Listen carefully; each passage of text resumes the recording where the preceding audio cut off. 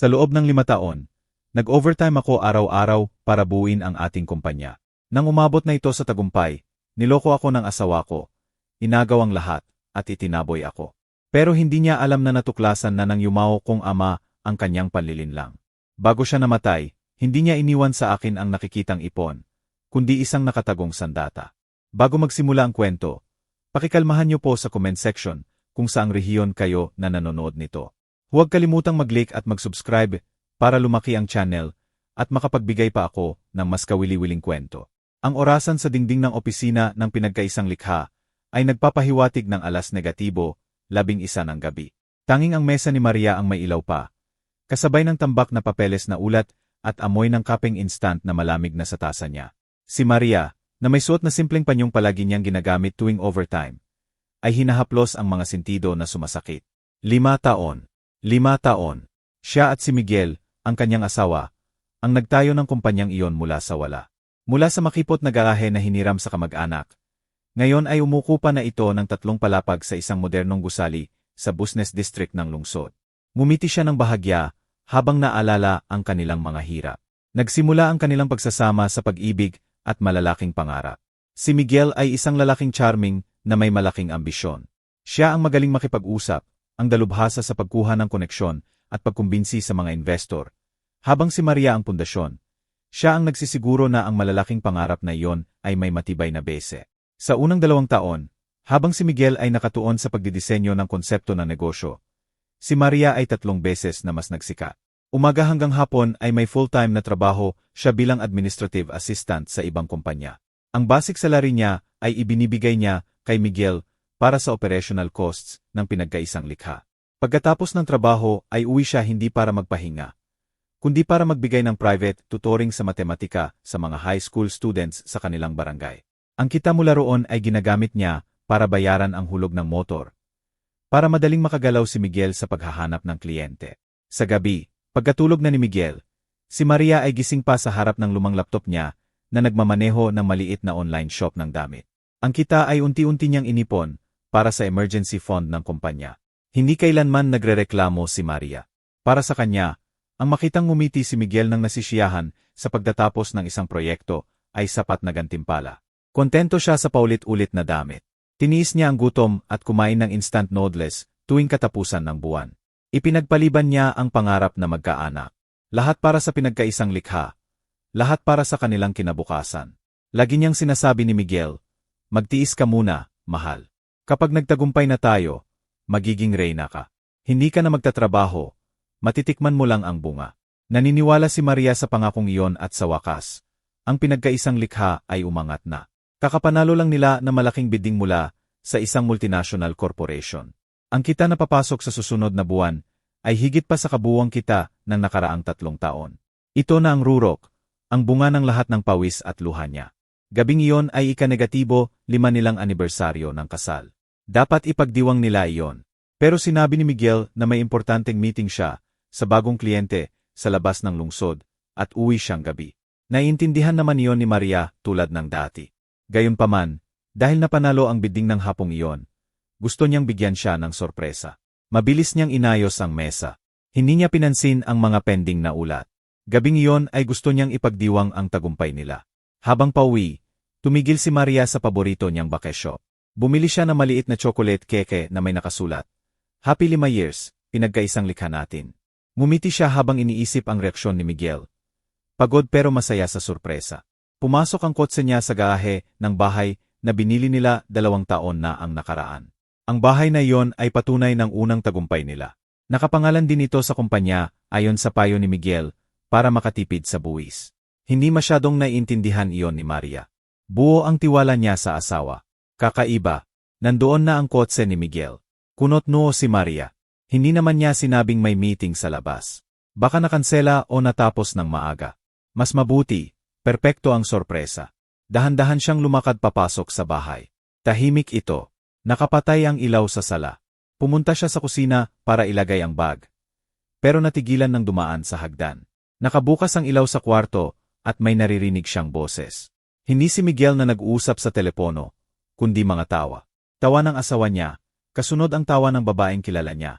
Si Ana, ang bagong sekretarya ni Miguel na 3 buwan pa lang sa trabaho. Malakas ang tibok ng puso ni Maria. Nilunok niya ang laway habang sinusubukang mag-isip ng positibo. Baka tungkol sa trabaho, baka may dala si Ana na importanteng dokumento. Dahan-dahan siyang umakyat sa hagdan. Mabigat ang mga paa niya. Nakabukas ng bahagya ang pinto ng kwarto. Sa siwang, amoy ng ibang pabango, ang aura na laging nakakaamoy sa opisina, ay umabot sa kanya at narinig niya ang usapan. Ang galing mo talaga, Miguel. Sa wakas na panalo natin ang malaking bidding. Sabi ni Ana na malambot ang boses. Pero pagod na pagod ako sa pagpapanggap kay Maria. Nagtatrabaho siyang parang kalabaw. Tignan mo itsura niya.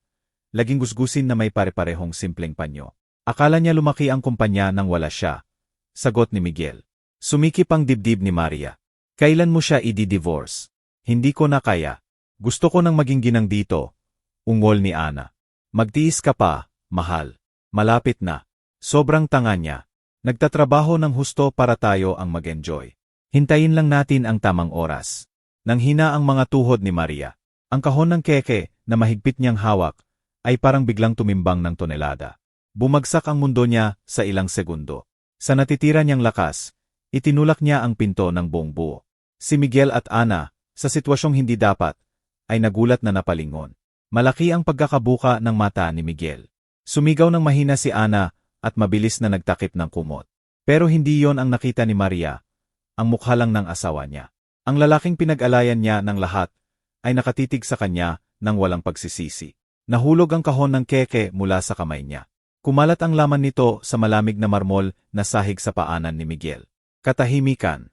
Naririnig lang ang mabilis na paghinga ni Maria na pinipigilan ang iyak at galit. Si Miguel ang unang bumbiyar-ik ng katahimikan.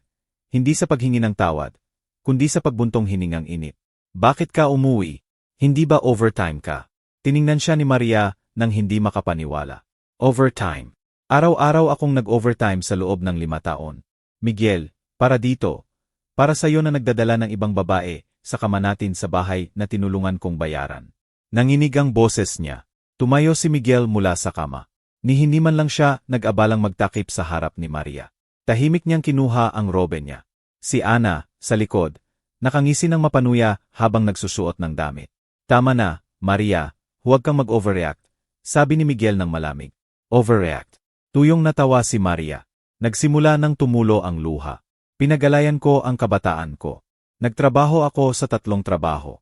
Hindi ako bumili ng bagong damit para umunlad ang kumpanya. At sinabi mong overreact ako. Pinili mo yan. Biglang sumabat si Ana. Matulis ang boses niya. Pinili mong maging asawang tanga na pinapagsamantalahan.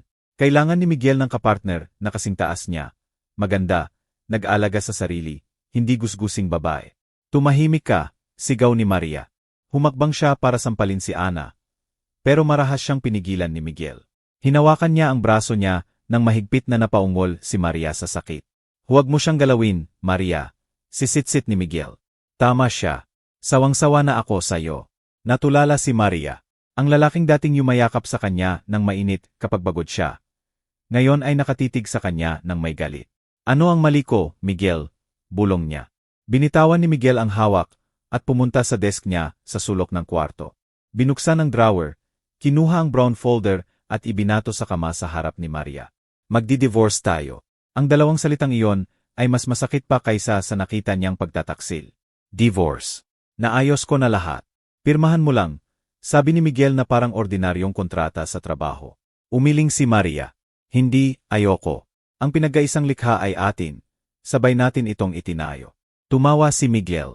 Nakakatakot na tawa na hindi pa narinig ni Maria. Atin daw. Sigurado ka. Kinuha niya ang isa pang folder mula sa drawer. Binuksan at itinuro ang isang pahina. Basahin mo lalo na itong parte. Binasa ni Maria nang malabo ang paningin. Ang Articles of Incorporation ng kumpanya. Pero may karagdagang dokumento. Share Transfer Agreement.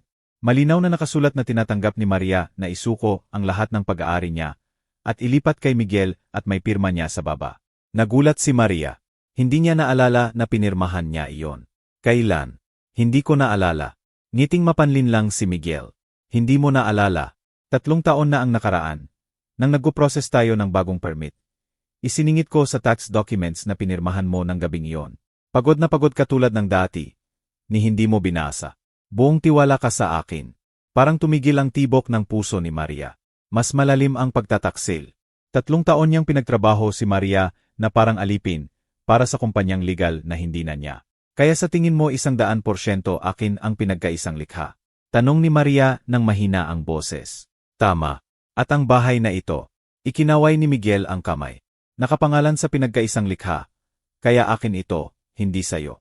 Lumapit si Ana kay Maria. Tiningnan siya mula ulo hanggang paa ng may paghamak. Narinig mo na. Kunin mo na bag mo at umalis ka rito, pulubi. Tiningnan ni Maria si Miguel na naghahanap ng awa sa mata niya. Wala. Puro lamig at pagkainip lang. Umalis ka na, Maria. Dalhin mo mga walang kwenta mong gamit. Ayoko nang makita ka. Itinaboy siya ni Miguel. Pero hating gabi na. Saan ako pupunta? Hindi na problema ko yan. Sabi ni Miguel habang itinutulak siya palabas ng kwarto. Natisod si Maria. Hinila siya ni Miguel pababa ng hagdan. Sinundan siya ni Ana na may dala ang work bag ni Maria mula sa kusina at ibinato sa porch. Lumabas ka na. Biglang bumuhos ang malakas na ulan na parang umiiyak ang langit sa kanyang kapalaran. Itinulak siya ni Miguel palabas ng pangunahing pinto ng walang sapatos. Suot lang ang damit trabaho mula umaga. Miguel, huwag mo tong gawin, sigaw ni Maria habang kinakatok ang pinto. Tuluyang isinara ang pinto. Napatay ang ilaw sa porch. Naiwan si Maria mag-isa sa dilim at ulan na binabasa siya. Bumagsak siya sa porch ng sarili niyang bahay. Ang bahay na pinangarap niya. Na binuo niya sa pawis at dugo. Ngayon ay itinaboy siya na parang hayop. Wasak lahat, ang pagsasama nila, ang kumpanya, ang buhay niya. Umiyak si Maria nang walang tigil sa ilalim ng ulan. Hindi niya alam ang gagawin. Wala siyang ibang tao. Matagal nang pumanaw ang mga magulang niya. Wala siyang pera. Lahat ng ipon niya ay nasa joint account na tiyak na kontrolado ni Miguel. Pagkatapos ng 1 oras na pag-iyak sa wala, tumayo si Maria, basang-basa at nanginginig ang katawan. Kinuha niya ang work bag. Kailangan niyang umalis. Naglakad siya ng walang direksyon sa malakas na ulan. Nasugatan ang mga paa niya ng walang sapatos. Sa wakas ay nakarating siya sa isang bus stop. Naupo siya sa malamig at walang tao na bakal na bench. Siya lang at hindi may larawang sakit. Binuksan niya ang bag niya para tingnan kung may natira. Nandoon ang wallet niya, pero may ailang at kaunting barya. Hindi sapat kahit sa murang kwarto. Humukay siya ng mas malalim sa compartment na bihirang gamitin. May naramdaman siyang maliit na parang libro. Kinuha niya. Isang lumang passbook na kupas na asul. Account sa pangalan niya. Binuksan niyon ng yumao niyang ama noong bata pa siya. Ordinaryong middle manager lang sa government-owned company ang ama niya. Pero minahal na minahal siya. Bago mamatay 10 taon na ang nakaraan, ibinigay nito sa kanya ang passbook. Maria, sabi niya noon, ito ang account mo. Naglagay si Papa ng kaunti. Huwag mong galawin maliban kung talagang emergency ka na. Ituring mo itong lucky charm ko. Binuksan niya ito. Huling beses niyang tiningnan ay 7-8 taon na ang nakaraan. Nakaprint ang balance na 500,000. Hindi niya ito hinawakan. Nakalimutan niya.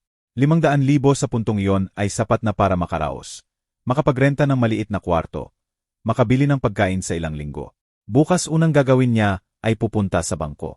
Kukuhanin niya lahat. Iyon na lang ang pag-asa niya. Niyakap ni Maria ang passbook sa dibdib niyang masakit. Patuloy ang malakas na ulan. Pumasok ang sinag ng araw sa talukap ng mata niya. Nagising si Maria na matigas ang katawan sa malamig na bench ng bus stop. Masakit ang buong katawan niya.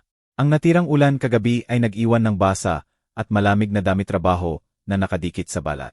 Basang-basa at gusgusin ang simpleng panyo niya.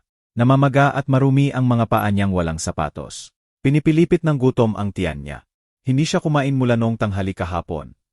Pero wala yon kumpara sa sakit sa puso niya. Ang malamig na mukha ni Miguel at mapanuyang ngiti ni Ana ay umiikot sa isip niya. Totoo ang pagtataksil, sumasaksak sa bawat hibla ng katawan niya. Pinalaya siya sa sarili niyang bahay, sa kumpanyang binuo niya sa pawis. Ngayon ay walang tirahan siya. Pero hindi pinayagan ni Maria ang sarili na umiyak pa. Natuyo na ang luha niya, determinasyon na lang ang natira, determinasyon para mabuhay. Hinukay niya ang bag para i-confirm na naroon pa ang kupas na asul na passbook. Ang maliit na bagay na iyon ang tanging anchor niya sa mundo. 500,000. Dapat makuha niya iyon ngayon. Tumayo siya. Nanginginig ang katawan sa lamig at gutom. Naglakad siyang natatapilok. Iniwasan ang matutulis na bato sa bangketa. Malapit lang ang bangko, mga 3 kilometro mula sa bus stop. araw-araw niyang nadaanan papunta sa trabaho.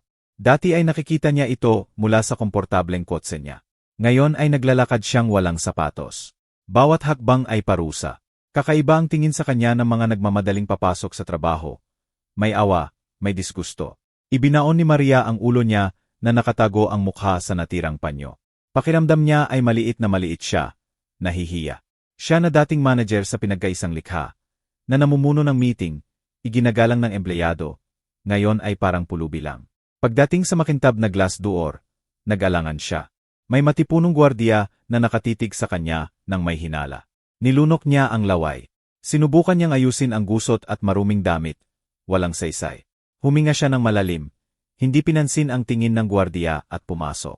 Binati siya ng malamig na aircon na lalong nagpaninginig sa kanya. Puno ang bangko. Ang mga customer, maayos na nakaupo sa waiting chairs, mabango at malinis. Pakiramdam ni Maria ay parang dumi siya sa puting marmol na sahig. Lumakad siya sa sulok papuntang banyo. Kailangan niyang maglinis kahit paano. Sa banyo, tiningnan niya ang refleksyon niya sa salamin. Maputla ang mukha, namamaga ang mata, tuyo ang labi. Naghilamos siya ng malamig na tubig. Sinusubukang maging malinaw uli. Inayos niya ang panyo ng maayos hanggat kaya. Hinugasan niya ang maruming paa sa lababo. Wala siyang pakialam kung may makakita. Kailangan niyang maging disenteng hitsura para hindi agad palayasin. Lumabas siyang medyo nakakaramdam ng ginhawa at kumuha ng numero para sa teller. Malakas ang tibok ng puso niya. Paano kung inactive na ang account, nawala ang pera, may administrative issues. Tinawag ang numero niya sa window 3. Lumakad siya roon. Isang lalaking nasa middle age na may salamin ang ngumiti ng magalang. Ang nameplate niya ay Hernan. Magandang umaga po, Ginang. Ano po ang maitutulong ko? Mahina ang boses ni Maria. Magandang umaga po. Gusto ko pong i-withdraw lahat ng natitira kong savings. Inabot niya ang kupas na passbook kasama ang ay niya. Kinuha iyon ni Hernan. Tiningnan niya ang lumang passbook ng may kunot noo. Pagkatapos si Maria at muli ang passbook. Sige po, Ginang Maria, sandali lang po. I-verify ko lang ang datos. Tumango si Maria. Mahigpit ang hawak ng daliri niya sa counter. Nakita niyang nagtatype si Hernan sa computer. Lalong kumunot ang noo ng lalaki. Nagtype uli, mas mabagal, chinek ang bawat numero. Pagkatapos ay tiningnan niya ang screen ng malaki ang mata. May problema po ba? Naroon pa po ang pera. 500,000. Hindi agad sumagot si Hernan. Itinaas niya ang telepono. Pinindot ang buton at nagsalita ng mahina. Hindi naririnig ni Maria. Sir, pumunta po kayo sa window 3. May priority client po. Urgent po. Priority client. Naguluhan si Maria. Ano ang ibig sabihin noon? Maya-maya, dumating nang nagmamadali ang lalaking parang branch manager. Itinuro ni Hernan ang screen niya. Yumuko ang manager. Tiningnan at namutla. Pagkatapos tiningnan si Maria ng may halo-halong ekspresyon. Gulat, respeto at hindi makapaniwala. Ginang Maria po. Tanong ng manager ng magalang hanggang kaya kahit nanginginig ang boses. Opo, sagot ni Maria na lalong natakot. Sumama po kayo sa opisina ko. Doon po tayo mag-usap. Hernan, sumama ka rin. Inalis siya sa pila. Curious ang tingin ng ibang customer. Pakiramdam ni Maria ay parang kriminal siya. May ginawa ba siyang mali? May utang ba ang ama niya sa bangkong ito? Dinala siya sa maluho na yay room sa second floor. Ibang-iba sa waiting area sa baba. Malambot na leather sofa, solid wood table at amoy ng sariwang cup. Maupo po kayo, Ginang Maria. Ano po ang gusto niyong inumin? Mainit na tsaa, cup. Tubig lang po. Ano po ba talaga ang nangyayari? Hindi ko po ba pwedeng kunin ang pera ko? Malumanay ang sabi ng manager. Hindi po ganoon, Ginang. Nagulat lang po kami. Matagal na pong walang withdrawal ang account na ito. Kailangan po naming i-verify. Inabot ni Hernan ang tablet sa manager na ipinasa kay Maria.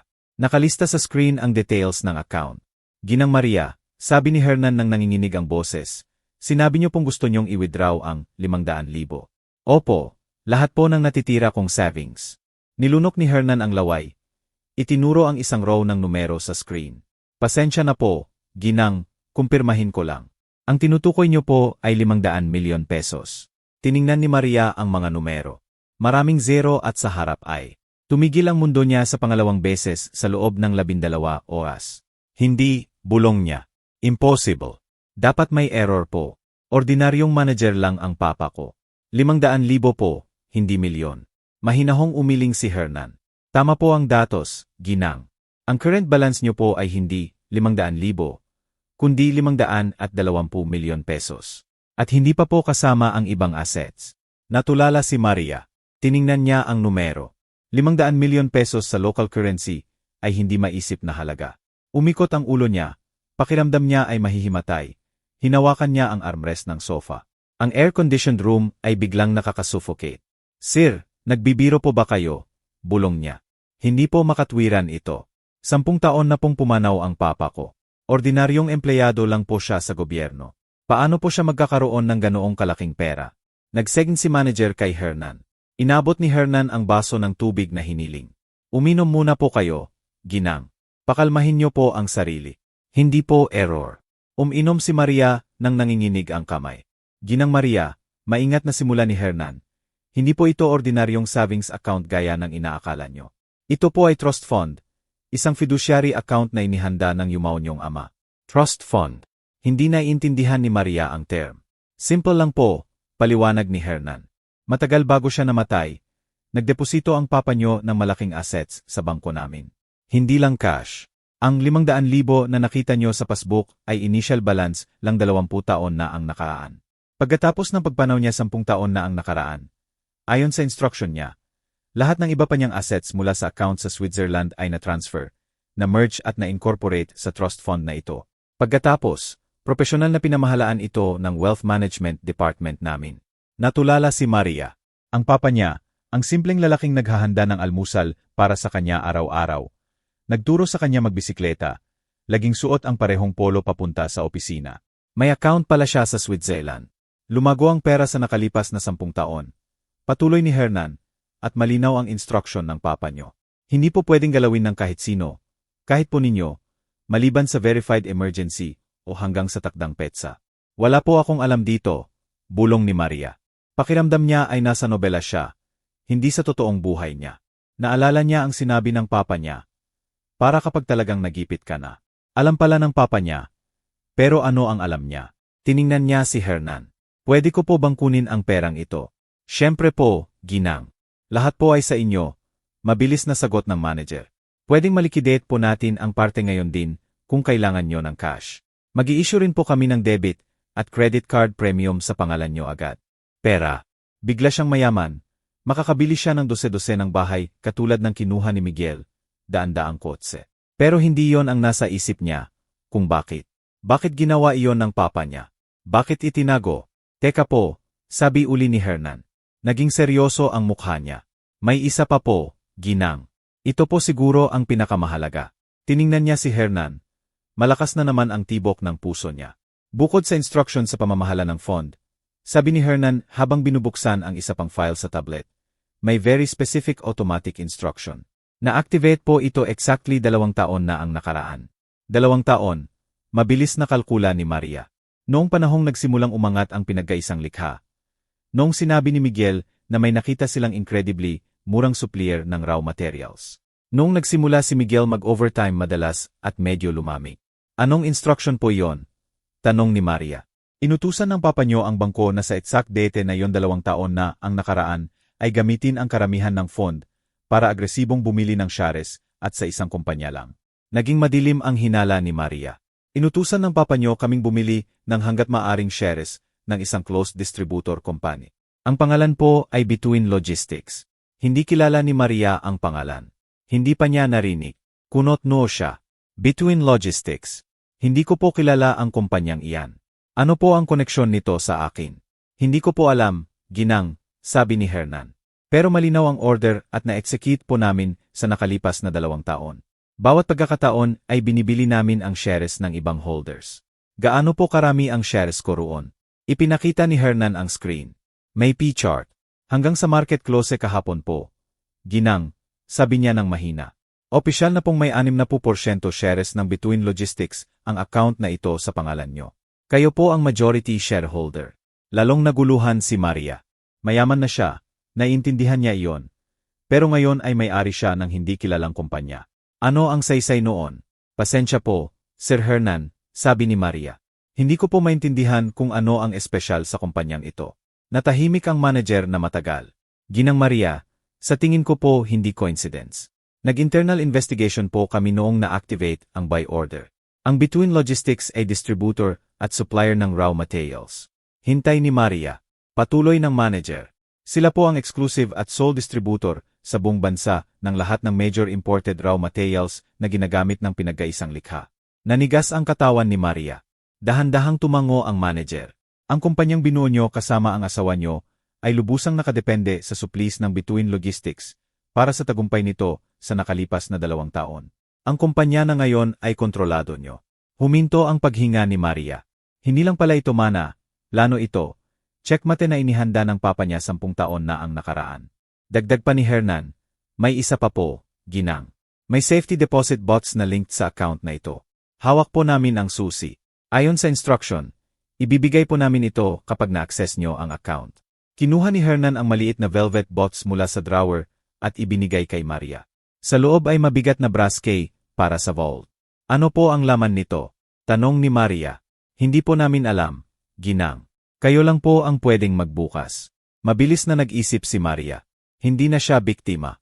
Hindi na siya ang itinaboy na babae. Kakakuha lang niya ng sandata, ng time bomb na handang sumabog sa kamay ni Miguel. Sir, sabi ni Maria sa manager. Hindi na nanginginig ang boses niya. Malamig, kalmado at kalkulado. Dalhin niyo po ako sa vault na yan ngayon. Sinundan ni Maria si Hernan at ang manager sa mga stale at tahimik na halway ng bangko. Matatag na ang hakbang niya. Ngayon ay may simpleng flat shoes na hiniram mula sa isang empleyada. Nawala ang lamig at gutom na nagpahirap sa kanya sa bus stop. Pinalitan ng nag-aalab na adrenaline. Hindi na siya ang itinaboy na Maria. Siya ang anak ng papa niya at kakayalize lang niya na hindi ordinaryong manager ang ama niya. Nakarating sila sa makapal na steel door na binabantayan ng 2 gwardiya, ang vault room.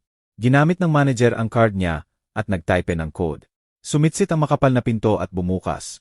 Nagpapakita ng mga hilera ng safety deposit bots na nagniningning sa maliwanag na ilaw. Malamig ang hangin at amoy metal. Tuloy po kayo, ginang, sabi ni Hernan habang ginagabayan siya sa private cubicle.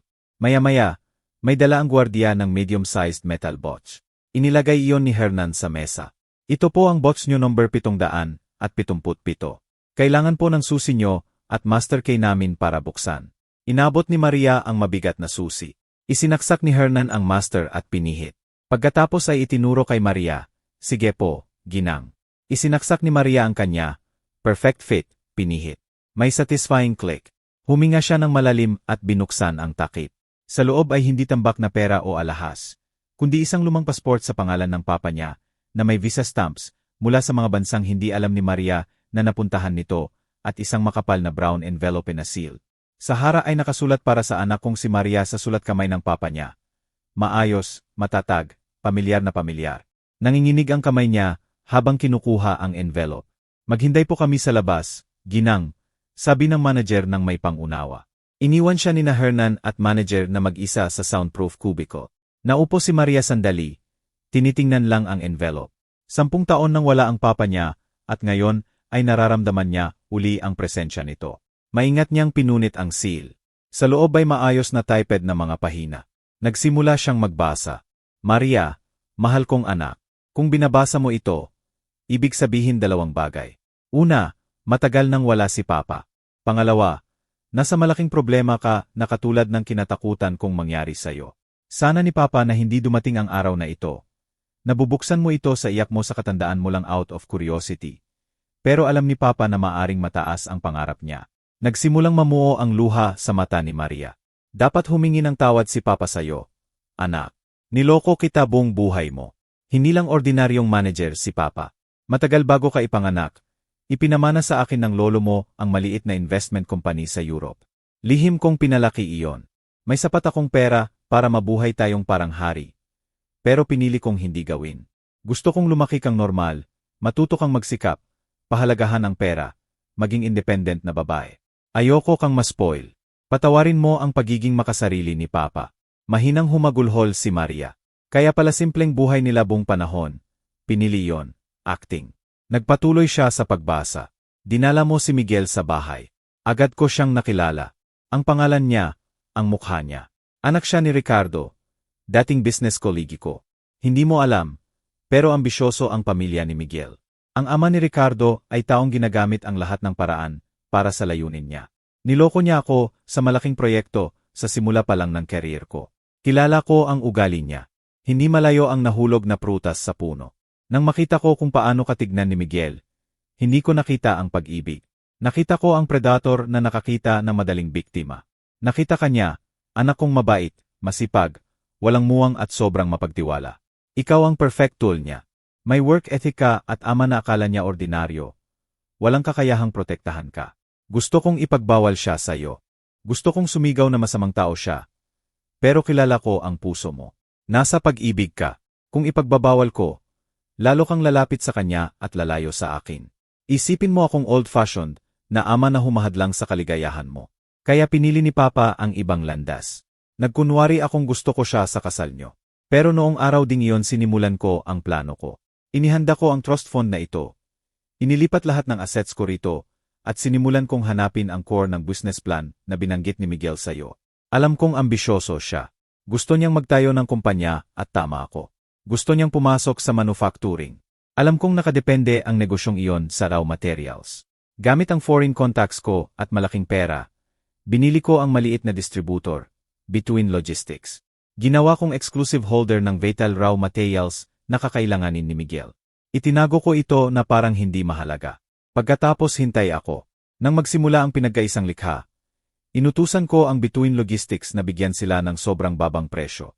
Iyon ang milagro na nagpaangat sa kumpanya nyo 2 taon na ang nakaraan.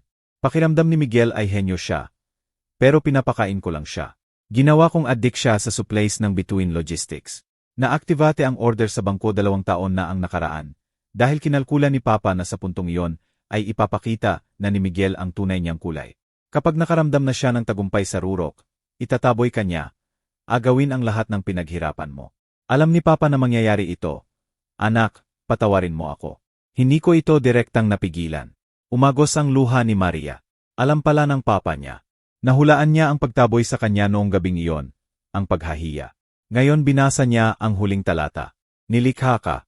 Dapat pakiramdam mo ay wasak na wasak ka. Pero itaas mo ang ulo mo, Maria. Hindi kita pinalaki para maging biktima. Hindi kita pinalaki para maging ganoon. Kinuha ni Miguel ang kumpanyang binuo mo sa pawis mo. Kinuha niya ang pinagkaisang likha. Pero hindi niya alam na katawan lang iyon. Hindi ito mabubuhay ng walang puso. Ang Between Logistics ang puso at ngayon nasa kamay mo na ito. Gamitin mo, anak. Gamitin mo lahat ng iniwan ko sa'yo. Ang pera, ang kapangyarihan, ang kumpanya. Bawiin mo ang sayo. Pabayaran mo siya sa bawat luha mo. Baka hindi na kita makasama ni Papa, pero binigyan kita ng espada ko. Ngayon lumaban ka. Lagi kong ipinagmamalaki ka. Natapos ang sulat. Matagal na tahimik si Maria. Natigil ang luha niya. Puro apoy na lang. Apoy na malamig at focused na galit. Maingat niyang tiniklop ang sulat. Kinuha ang pasport ng Papa niya. Inilagay lahat uli sa box. Lumabas siya ng cubicle. Nag-alala ang tingin ni Hernan at manager sa kanya. Iba na ang mukha ni Maria. Kalmado, malamig at ang mga mata niya ay nag-umapaw ng nakakatakot na determinasyon. Sir, sabi ni Maria sa manager. Matatag na ang boses niya. May mga kailangan po ako. Una, iliquidate po ang 5 milyon sa bagong account ko. Gusto ko pong cash at premium debit card ngayon. Pangalawa, gusto ko pong kunin ang pinakamahusay na legal team ng bangko sa loob ng 1 oras. Pangatlo, gusto ko pong complete report ng Between Logistics at lahat ng kontrata nito sa pinagkaisang likha sa mesa ko bago magtanghalian. Natulala sandali ang manager. Pagkatapos mabilis na tumango. Opo, Ginang Maria, agad po naming iaayos. Isa pa po, tiningnan ni Maria ang refleksyon niya sa salamin. Marumi at gusot pa rin ang damit niya. At pakitawagan po ang manager ng pinakamahusay na boutique sa lungsod. Sabihin niyo pong magkita kami sa pinakamagandang hotel suite na ma-reserve niyo. Kailangan ko pong bumili ng bagong damit. Lumipas ang 1 linggo. Para kina Miguel at Ana ay pinakamagandang linggo ng buhay nila. Nawala si Maria. Inakala ni Miguel na nahihiya siyang magpakita. Marahil umiyak sa bahay ng malayong kamag-anak o sa murang boarding house. Wala siyang pakialam. Binlock niya ang numero niya at inutusan ng gwardiya ng pinagkaisang likha na huwag papasukin si Maria kahit kailan. Lubusan nang sa kanya ang pinagkaisang likha at si Ana, sa bagong status bilang future MRS Miguel, ang kumontrol. Lumipat siya sa bahay ni Miguel at itinapon lahat ng gamit ni Maria. Nag-order siya ng bagong sports car gamit ang pera ng kumpanya. Nagsimula pa siyang mag-remodel ng opisina ni Miguel. Pinalitan ang simpleng furniture na pinili ni Maria ng imported marble table at luxurious leather chairs. Gayon ang ruro. Nag-convene si Miguel ng emergency board meeting. Ang main agenda ay ipahayag ang divorce niya at opisyal na italaga si Ana bilang CA. Papalit sa informal position ni Maria. Alas negatibo 1:00 ng umaga. Puno ang main conference room ng pinagkaisang likha. Ilan sa senior managers na nirecruit ni Maria ay naiilang. Alam nila kung gaano kasipag si Maria. Pero si Miguel ang may-ari. Wala silang magagawa. Naupo si Miguel sa head seat. Malapad ang ngiti na nag-umapaw ng tagumpay. Si Ana sa kanan niya na may suot na pulang dress na nakakaagaw pansin. Naglalaro ng mamahaling pen. Magandang umaga po sa lahat. Bumas ang boses ni Miguel. Salamat sa pagdalo sa maikling notice. May importanteng announcements ako na magdedepina ng bright future ng pinagkaisang likha. Tahimik na naghintay ang mga manager. Tulad ng marahil narinig nyo. Patuloy ni Miguel. Natapos ang relasyon ko kay Maria. Opisyal na kaming divorced, sinabi niya ng gaanong-gaan. Parang pagpapalit ng supplier ng kape. At para punan ang bakante sa management. Proudly ko pong ipakikilala. Biglang bumukas ang solid wood door. Lahat na palingon. Dalawang lalaki na may mamahaling suite at seryosong mukha ang unang pumasok na parang bodyguard. Sumunod ang rhythmic na tunog ng high heels sa marmol. Pagkatapos pumasok siya, tumahimik ang buong kwarto. Nahinto ang paghinga ni Miguel. Si Ana, na nag-admire ng kuko niya, tumingin at lumaki ang mata. Si Maria iyon, pero hindi ang Maria na kilala nila. Hindi ang may simpleng panyo, gusgusin at pagod na mukha na walang makiyo. Iba ang babaeng nasa pintuan. Suot ang custom ivory white palazzo pantsuit na may emerald silk blouse. Elegante ang ayos ng panyo niya. Luxurious chiffon na match sa blouse. Subtle pero professional ang makyop na nagpapahighlight sa matatalas at malamig na mata niya. Hindi siya mukhang biktima, mukha siyang reyna. Maria, unang nagsalita si Miguel. Halo ng gulat at galit ang tono. Paano ka nakapasok, guardia? Sino ang nagpapasok sa kanya? Bahagyang ngumiti si Maria. Ngiti na hindi umabot sa mata. Kalmadong lumakad siya, flankeado ng dalawang lalaki. Senior lawyers mula sa isa sa pinakamalaking law firm sa bansa. Magandang umaga, Miguel. Sabi ni Maria ng kalmado at malinaw. Pumuno sa tahimik na kwarto. Pasensya na. Naabala ko ang party mo. Ano ang gusto mo? Sisitsit ni Miguel habang sinusubukang bawiin ang authority. Wala ka nang gagawin dito. Akin ang kumpanya, akin ang bahay, wala ka na rito. Sumabat si Ana, mapanuya ang boses. Aba, may bagong sugar daddy ka na pala. Nakakabili ka na ng mamahaling damit. Pero pulubi pa rin ang pulubi. Umalis ka rito. Hindi man lang tiningnan ni Maria si Ana. Nakapako ang mata kay Miguel. Tama. Akin ang pinagkaisang likha, Miguel. Chenek ko ang documents. Talino mo talaga. Aminado ako, sabi ni Maria. Dahan-dahan siyang lumibot sa mesa. Pinipigil ang hininga ng lahat. Pero patuloy niya, ang manufacturing company, gaano man kalaki, hindi gagawa ng walang raw materials, di ba? Nagsimulang mag-alala si Miguel. Ano ang ibig mong sabihin? Nitong linggong ito natuto ako. Sabi ni Maria at nakakita ako ng interesting fact. Ang buong tagumpay ng pinagkaisang likha sa nakalipas na 2 taon ay lubusang nakadepende sa isang sole supplier. Ang nagbigay ng magic prices para tumaas ang profits. Tama ba? Namutla ang mukha ni Miguel. Between logistics, sabi ni Maria na parang spell ang pagbigkas ng pangalan. Ang main raw material supplier nyo. Ang may exclusive contract na hindi nyo pwedeng kanselahin. Ano ang koneksyon nito sa'yo? Tanong ni Miguel. Isa sa mga lawyer ni Maria ang lumapit at inilagay ang makapal na bundle ng documents sa mesa sa harap ni Miguel. Mula noong nakaraang linggo, sabi ng lawyer ng flat ang boses, ang kliyente namin, si Ginang Maria, ay nakontrol na ang majority shares ng Between Logistics na 60%. Katahimikan. Tiningnan ni Miguel ang documents pagkatapos si Maria. Hindi niya maintindihan. 60%. Paano? Impossible. Si Maria na ngayon ay nasa kabilang dulo ng mesa sa tapat ni Miguel. Kaya sabi niya ng gaanong-gaan, pero nakakatakot. Mukhang mali ang agenda ng board meeting na ito. Hindi mo pwedeng italaga ang bagong CA, dahil malaking problema ang pinagkaisang likha. Anong problema? Ang problema, sabi ni Maria, ay ang main supplier nyo. Ako, ay ihihinto ang lahat ng shipment ng raw materials, effective immediately. Nagingay ang kwarto sa bulungan. Nagpanik ang mga manager. Walang raw materials, titigil ang production. Mabibigo ang malaking bidding na kakapanalo lang. Mababangkrupt ang kumpanya sa ilang linggo. Tumalon si Miguel mula sa upuan. Hindi mo pwedeng gawin yan. May kontrata. Ay dedemanda kita. Ah, sige, sabi ni Maria ng kalmado. Chinek ng lawyers ko. May maliit na clause sa page 20 ng kontrata nyo. Pwede raw ay review ng Between Logistics ang prices at delivery schedules anytime kung may change of ownership sa isa sa parties. At mukhang may change of ownership lang sa pinagkaisang likha. Kakadivorce mo lang sa partner mo. Nanginig si Miguel. Trapped siya. Hindi niya binasa ang details ng kontrata. Tiningnan ni Maria si Miguel, si Ana, pagkatapos lahat ng manager. Lumakad siya sa head seat, ang kay Miguel. Si Miguel, sa shock o takot, kusang umatras. Malamig nang ngumiti si Maria. Tiningnan niya ang namumutlang Miguel at pulang-pula si Ana na parang kamatis. Pasensya na, sabi ni Maria, malakas ang boses. Sa palagay ko kailangang baguhin ang agenda ngayon. Hindi natin pag-uusapan ang appointment ni Miss Ana. Inilagay niya ang bagong bag sa mesa. Pag-uusapan natin kung paano niyo ako pakikiusapan na huwag babagsakin ang kumpanya. Kaya Miguel, maupo ka. Itinuro niya ang ibang upuan sa gilid. Bilang majority shareholder ng main supplier niyo, ako ang mamumuno ng meeting na ito. Parang walang hangin ang kwarto. Tiningnan ni Miguel si Maria. Ang documents uli siya. Namumula na ngayon sa galit ang mukha. Tinatakot mo ako. Akala mo tanga ako. Makakahanap ako ng ibang supplier. Kakansela ko ang kontrata sa Between Logistics.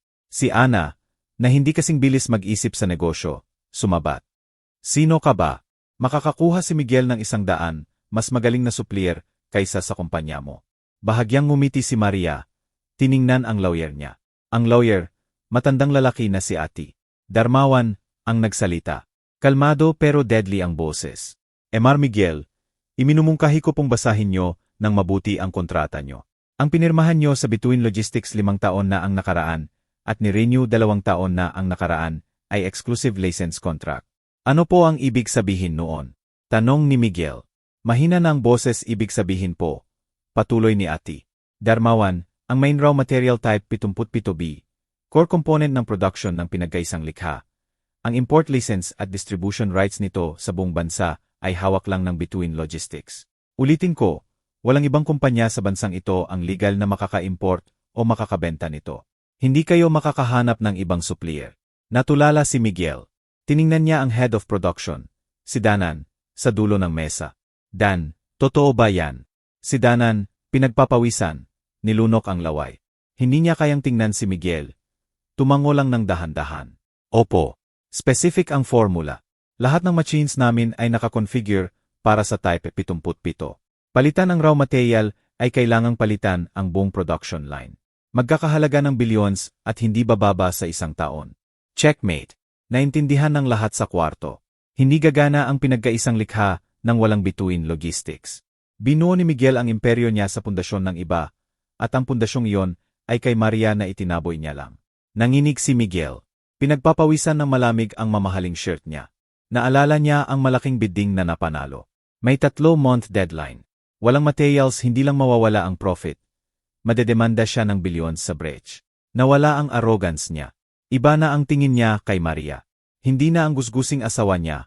Kalaban niya na. Maria, sabi niya ng malambot ang boses, sinusubukang makipag-ayos.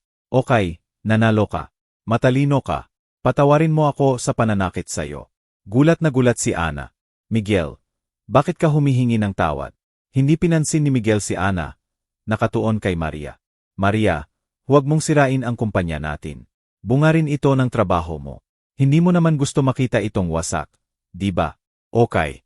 Ano ang gusto mo? Pera. Ibibigay ko. Kalahati ng assets ko. Kunin mo. Kunin mo ang bahay, ang kotse. Pero pakiusap huwag mong ihinto ang supplies. Malamig na natawa si Maria. Walang humor. Kumpanya natin. Nakakatawa ka, Miguel. Hindi mo sinabi sa kwarto mo sa harap ng kabit mo na tanga ako. Na nagtrabaho akong parang kalabaw para kayo ang mag-enjoy. Hindi mo legal na inayos na 100% sa iyo ang kumpanya.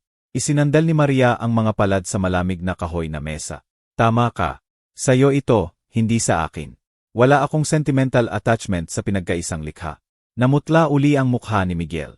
Kung ganoon, ano ang gusto mo? Ako, Ngumiti si Maria. Businesswoman lang ako, at bilang may-ari ng Bituin Logistics, dumating ako para maningil ng utang. Utang. Walang utang ang pinagkaisang likha. Malinis ang financial statements namin. Palagi kaming on time magbayad. Tiningnan niya si Ana, ang improvised siya niya. Tumango si Ana sa takot. On time ang payments namin. On time ang payments nyo, sabi ni Maria, pero mali ang presyo na binabayaran nyo. Binuksan ni Ati. Darmawan ang isa pang folder. Ito po ang pangalawang folder, Emar Miguel, sabi niya. Mukhang hindi nyo binasa ang financial statements mula sa panig ng supplier. Sa nakalipas na 2 taon, sinadya ng dating may-ari ng Bituin Logistics, ang yumaw na ama ni Ginang Maria, nabigyan kayo ng 70% discount. Ano? Sigaw ni Miguel. Ang presyo na binayaran nyo, patuloy ni Ati. Darmawan, ay isa 0% lang ng totoong presyo. Ang natitirang 70% ay na-record bilang accounts receivable. Utang komersyal ng pinagkaisang likha. Strategy iyon ng dating may-ari para tulungan kayong lumago. Pakiramdam ni Miguel ay lumubog ang sahig. Hindi impossible. Trap iyan. Negosyo iyon, pagtatama ni Maria. Binigyan ka ng kapital ng papa ko sa paraang hindi mo napansin. Busi ka. Kasing magbilang ng profit, nakalimutan mong tingnan ang totoong utang mo. Magkano? Sisitsit ni Miguel. Magkano ang utang? Binuklat ni Ati. Darmawan ang huling pahina at itinuro ang final number. Ang total accumulated principal debt ng pinagkaisang likha sa Bituin Logistics sa 2 taon. Kasama ang interest on default na auto-activate sa violation ng clause ay 50 bilyon. 50 bilyon. Tumunog ang numero. Napasinghap ang mga manager. Halos himatayin si Ana. Impossible. Ni hindi umabot doon ang total assets ng kumpanya. At dagdag pa ni Ati. Darmawan, ayon sa credit agreement na pinirmahan nyo, ang utang na ito ay due immediately kapag may change of ownership sa Bituin Logistics. Ibig sabihin due na ito ngayon. Ngayon na. Bumagsak si Miguel sa upuan niya. Tapos na. Wala siyang 50 bilyon. Kahit 5 bilyon. Naubos na ang pera niya sa mamahaling kotse. Apartment para kay Ana at bagong lifestyle. Kalmadong lumakad si Maria kay Miguel na walang buhay na nakaupo. Tiningnan niya ito ng malamig. Ang lalaking sumira sa buhay niya. May 2 option ka, Miguel. Sabi niya ng mahina pero malinaw. Una, bayaran mo ang 50 bilyon ngayon cash sa account ng Bituin Logistics. Wala akong ganoon. Bulong ni Miguel. Alam ko. Putol ni Maria. Kaya isa na lang ang natitira sa'yo. Kinuha ni Maria ang huling document kay Ati. Darmawan at inilagay sa harap ni Miguel. Share sale agreement iyon. Isuko mo ang 100% ownership mo sa pinagkaisang likha, sabi ni Maria. Lahat sa akin bilang bayad sa buo mong utang. Lumabas ka rito na walang-wala katulad ng itinaboy mo ako noong gabing iyon. Tiningnan ni Miguel ang document. Pagkatapos si Ana na umiyak ng hysterikal. Pagkatapos si Maria. Sa mata niya ay wala nang natitirang pag-ibig o awa. Puro malamig na hustisya.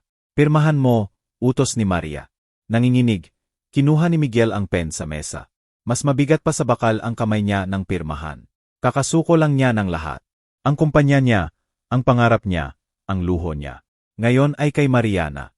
Kapag natuyo ang tinta, nagbago ang atmosphere. Si Ati. Darmawan at team niya ang humandol ng legal transfer. Sa loob ng 30 minuto legal na. Si Mariana ang sole owner ng pinagkaisang likha. Walang laman si Miguel. Wala na siyang pagkatao. Umiyak pa rin si Ana. Kalmadong lumakad si Maria sa head seat. Dating kay Miguel. Naupo siya ng mahinahon. Ang mga manager, dating tense ngayon ay nakatitig sa kanya ng may takot at respeto. Naghihintay sila ng unang utos niya bilang bagong reyna. Mga ginang at ginoo, simula ni Maria, kalmado pero authoritative ang boses. Alam kong nakakagulat ito, pero gusto kong linawin ang isang bagay. Wala akong problema sa pinagkaisang likha. Tinulungan ko itong itayo. Kilala ko ang potensyal nito. Tiningnan niya sila isa-isa. Alam ko kung sino ang loyal na nagtatrabaho at kung sino ang sipsip lang. Mula ngayon ganap kong re-remodel ang pinagkaisang likha. Kung sino ang gusto pang manatili na honest at professional na magtrabaho, secure ang posisyon nyo. Itataas ko pa ang sweldo nyo. May mga nagbuntong hininga sa ginhawa. Gayunpaman, patuloy ni Maria, kinamumuhian ko ang mga magnanakaw, traidor at mga abuser ng tiwala. Nakatuon ang tingin niya kina Miguel at Ana. Pareho silang nakuyom. Kayong dalawa, sabi ni Maria, huwag kayong umalis sa upuan nyo. Akala nyo ba pagkapirma nito tapos na? Napapayagan ko kayong umalis ng ganoon. Tumingin si Miguel. Ano pa ang gusto mo, Maria? Kinuha mo na lahat. Kinuha ko ang sa akin, pagtatama ni Maria. Pero hindi ko pa nakalkula ang ninakaw niyo sa akin. Tiningnan niya ang pinto. Pumasok kayo. Bumukas ang pinto. Hindi lawyer, kundi tatlong seryosong tao na may puting polo at malalaking laptop. Independent forensic audit team na inihanda ni Maria 3 araw na ang nakaraan. Unang utos ko bilang bagong may-ari, sabi ni Maria sa buong kwarto, ay full forensic audit ng lahat ng gastos ng kumpanya sa nakalipas na 2 taon. Lalo na nina Mr. Miguel at Miss Ana. Namutla ng tuluyan si Ana. Hinawakan ni Miguel ang armrest ng upuan niya. Mas grabe pa pala sa inaakala niya. Guardia. Tinawag ni Maria. Pumasok ang 2 guardia na naghihintay sa labas. Bantayan niyo si Mr. Miguel at Miss Ana. Siguraduhin niyong manatili sila rito. Huwag niyong payagang hawakan ang cellphone o computer nila. Audit team, simulan niyo. Gusto ko pong makonfiscate lahat ng laptop at files sa opisina ni na Miguel at Ana. Mabilis na gumalaw ang team. Kinuha nila ang laptop ni na Miguel at Ana sa mesa. Sinubukan ni Miguel na magmatigas, pero pinigilan siya ng guardia. Wala kayong karapatan, sigaw ni Miguel. Ako ang may-ari. Dating may-ari ka. Malamig na sagot ni Maria. Gagawin ang audit ng bukas dito sa harap ng lahat ng manager para malaman nila kung anong klaseng leader ang meron sila dati. Publikong pagpapahiya iyon. Ang secret audit ngayon ay exposed sa harap ng mga subordinate. Sa susunod na 4 na oras, naging psychological torture ang kwarto kina Miguel at Ana. Ikonekta ng team ang laptop sa malaking projector. Isa-isa, nahayag ang mga kasalanan nila. Una, ang account ni Ana. Nakita ang purchase ng luxury sports car worth 200 milyon. Petsa. 3 araw pagkatapos itinaboy si Maria. Pinagkunan. Operational account ng pinagkaisang likha. Registered sa personal name ni Ana. Nagulat ang mga manager. Pangalawa, gastos ni Miguel. 12 ng invoice ng business trips sa beaches sa Singapore at Hong Kong. Palaging 2 first-class ticket. Ang second passenger, palaging si Ana. Hindi meeting sa client. Bakasyon na binayaran ng kumpanya. Pangatlo, renovation ng bahay. 500 milyon invoice para sa interior changes. Ang mismong bahay kung saan itinaboy si Maria. Binayaran ng pinagkaisang likha, pero personal na ginagamit ni na Miguel. Pang-4, pinakamasama, series ng malalaking transfer sa isang consultancy firm na Laura Brillante. Total, 3 bilyon sa 6 na buwan para sa branding services. Chinek ng team ang profile. May-ari si Ana, fictitious company, fake address. Systematic nilang paraan ng pag-drain ng funds. Libu-libong milyon ang ninakaw ni na Miguel at Ana.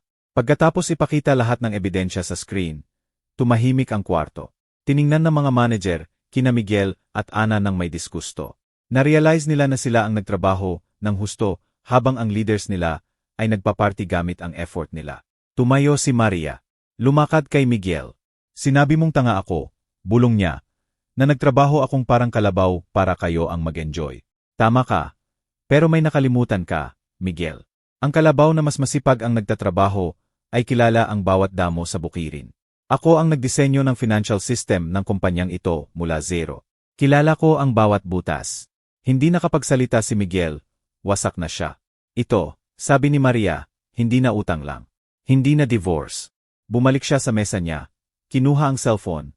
Tiningnan si Miguel. Pagkatapos si Ana na umiyak ng walang tunog. Krimen na ito. Malversation, fraud, money laundering. Dinyal ni Maria ang isang numero. Hello, magandang umaga po. Gusto ko pong i-report ang malversation sa pinagkaisang likha. Nasa harap ko po ngayon ang mga salarin. Sumigaw ng hysterical si Ana. Hindi, Maria, please, ibabalik ko ang pera. Sinubukan ni Miguel tumakas, tumalon at tumakbo sa pinto. Pero hinuli ng gwardiya at ibinato sa sahig. Please, Maria, patawarin mo ako. Huwag kang tumawag sa pulis. Pakiusap ni Miguel mula sa sahig. Wasak na ang ego niya. Tiningnan ni Maria ang dating asawa niyang nakahiga sa paanan niya. Pinipigilan ng gwardiya. Tiningnan niya ang babaeng sumira sa pagsasama nila. Ngayon hysterical sa takot. Wala siyang naramdaman, ni awa, ni kompasyon. Malamig lang niyang tiningnan si Miguel at sinabi, dapat naisip mo, yan bago mo ako itinaboy noong gabing iyon. Dumating ang pulisya pagkalipas ng 30 minuto. Kinaposan kina Miguel at Ana sa harap ng lahat ng manager. Kinarga sila palabas ng kumpanyang akala nila sa kanila. Habang dumadaan kay Maria, Galit na tiningnan siya ni Miguel. Walang ekspresyon na isinukli ni Maria ang tingin. Pagkatapos humarap siya sa mga manager niya. Ang meeting natin, sabi niya na parang walang nangyari. Ituloy natin. Linisin natin ang basurang ito at itayo uli ang kumpanya natin. Lumipas ang 6 na buwan mula sa pag-aresto. 6 na buwan na impyerno kina Miguel at Ana at bagong umaga para kay Maria. Si Miguel at Ana ay nasa detention cells araw-araw. Ang assets nila, kasamang sports car at luxury apartment ni Ana, ay frozen ng prosecution.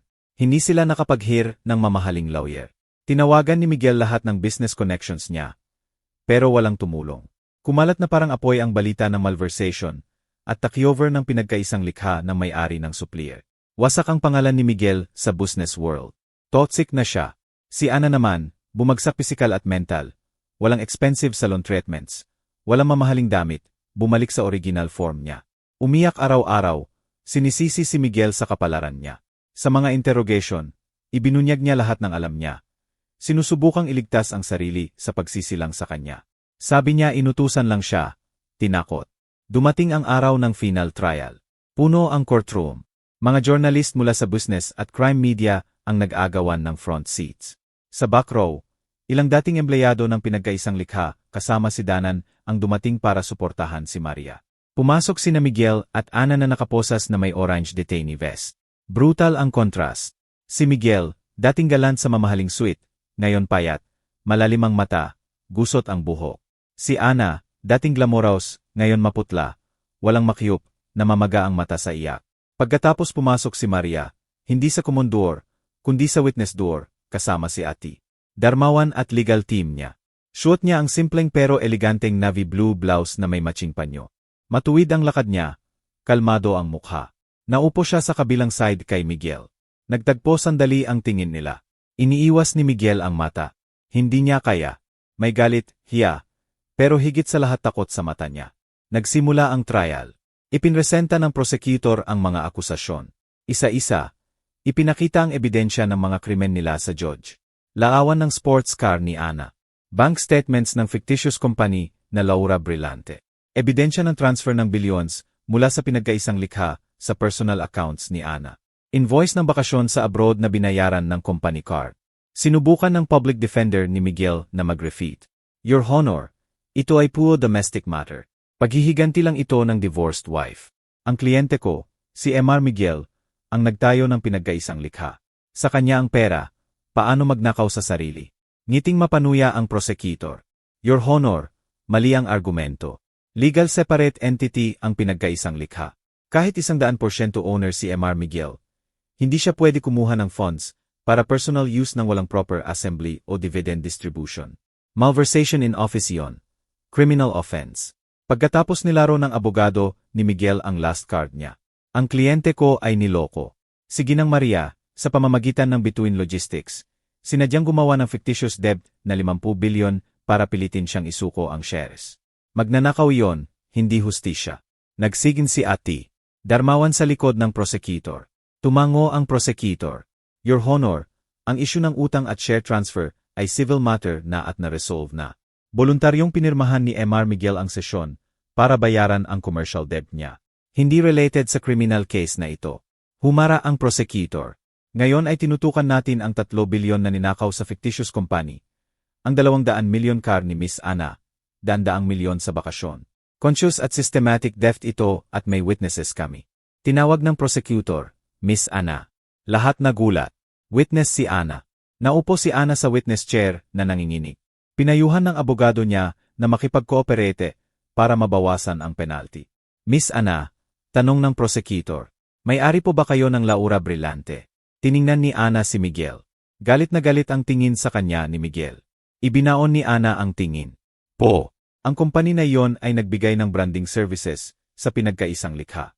Umiiyak na si Ana. Huwag kayong magsinungaling sa ilalim ng oath, Miss Ana. Anong services ang ibinigay? Wala po. Sigaw ni Ana ng hysterical.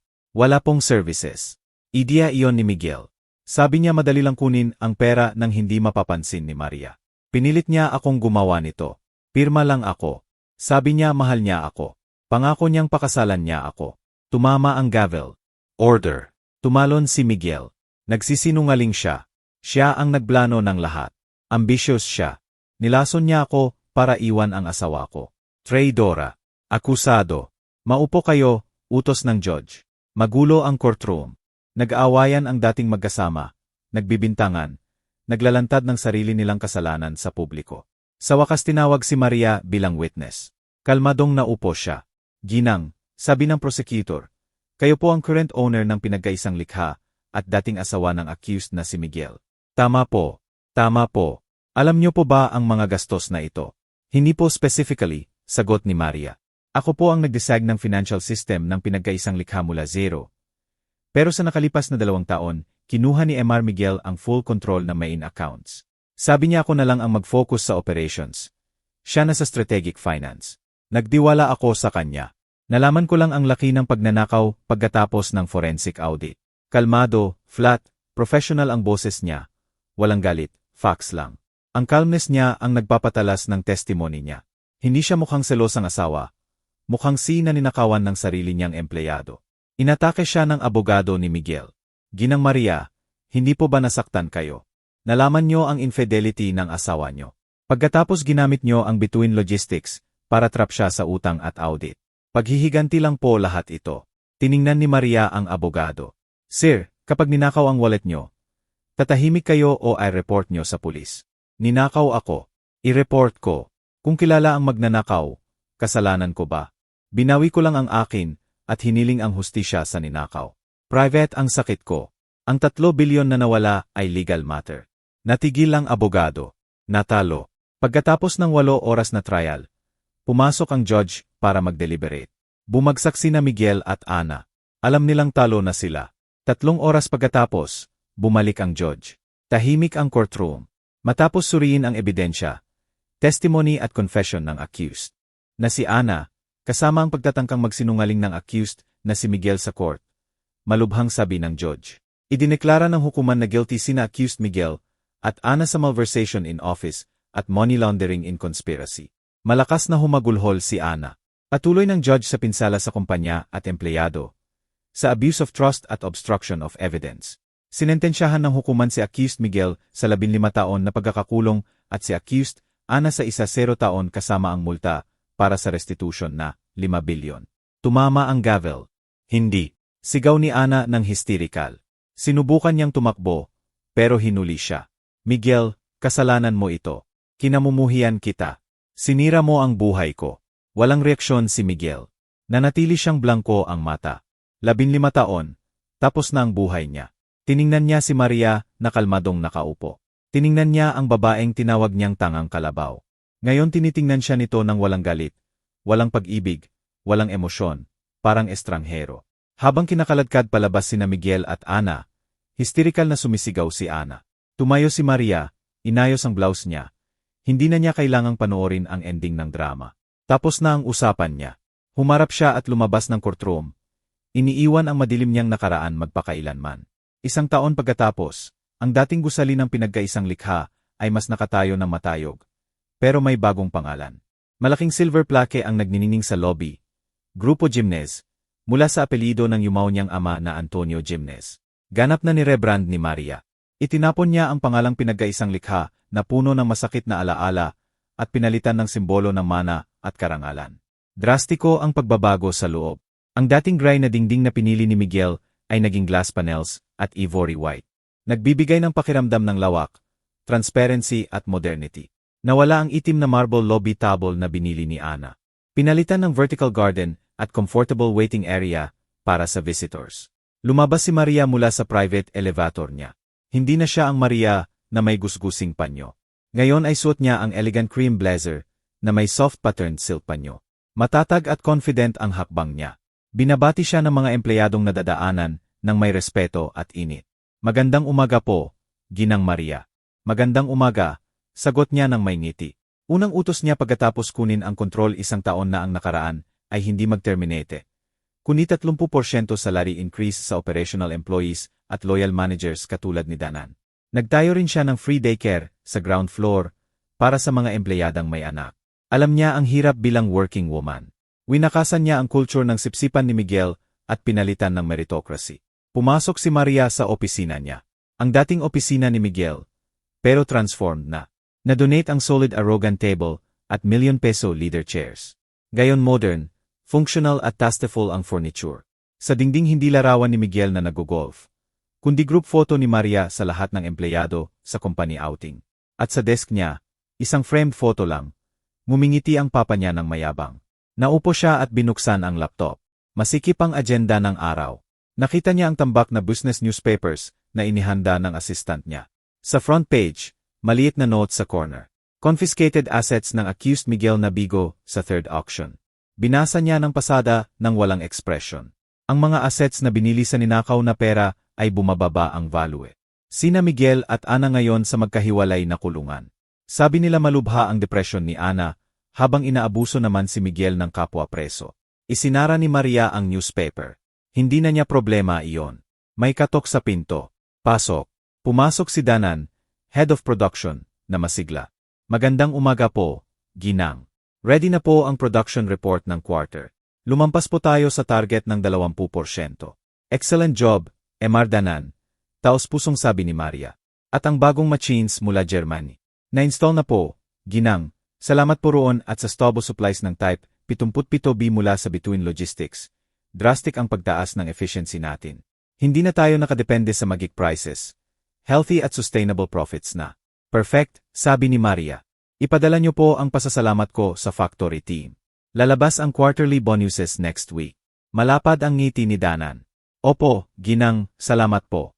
Iniligtas niyo po kami lahat. Pagkaalis ni Danan, naghanda si Maria para sa pinakamalaking meeting ng araw, ang joint board ng Grupo Jimenez at Between Logistics. Sa isang taon pinamunuan niya ang dalawang kumpanya ng hiwalay.